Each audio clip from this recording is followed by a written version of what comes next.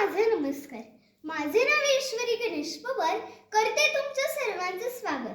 माझ्या नाट्यछट्टेचे नाव आहे सूचना सूचना आणि सूचना. ए आई, पुरे ग तुझं? हो हो, घरचा अभ्यास करीन, प्रश्नपत्रिकाही सोडवीन. हो ग, प्रॅक्टिस पण करेन. आता जा बघू तू. हुश, सुटले एकदाची. आई किती किती सूचना करते. तुम्हीही पाहिलंच असेल, किती सूचना. अहो, सकाळी उठल्यापासून ते रात्री झोपेपर्यंत आईची कटकट सारखी सुरू. दाती घास, कचकच आवाज आला पाहिजे आणि जरा खळखळ चुळाभर. आता बी जर दूध पटकन प्यायला लागले की म्हणते, गटागटा पिऊ नकोस, ठसका लागेल. म्हणून सावकाश प्यायला लागले की म्हणते, टाइमपास करत बसू नकोस, पटकन आवर.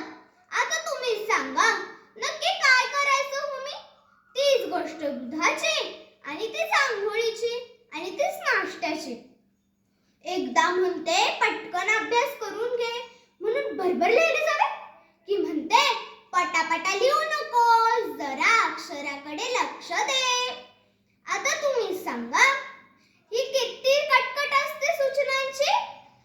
आणि एकदा माझा चित्रकलेच्या स्पर्धेत नंबर आला तर म्हणते कशी, चित्र रंगवायला हवं, काढायला हवं. आता तुम्ही सांगा, नीट चित्र काढल्याशिवाय रंगवल्याशिवाय पहिला नंबर दिला का हो मला? तर म्हणते कशी, आता टिकवला पाहिजे. काय अहो कटकट वाटते रे या सूचनांची.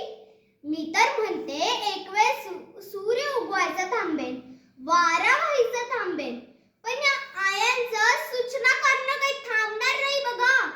अहो, दिवसभरात सूचना केल्याने झोपच येणार नाही आईला. काय म्हणता, माझ्या चांगल्यासाठीच आई सारख्या सूचना करत असते.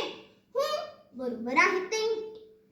आता मी घरात टीव्ही बघत बसले तर म्हणते कशी, घर कोंबडी सारखं घरात बसू नकोस, जरा बाहेर मैत्रिणींसोबत खेळायला जा.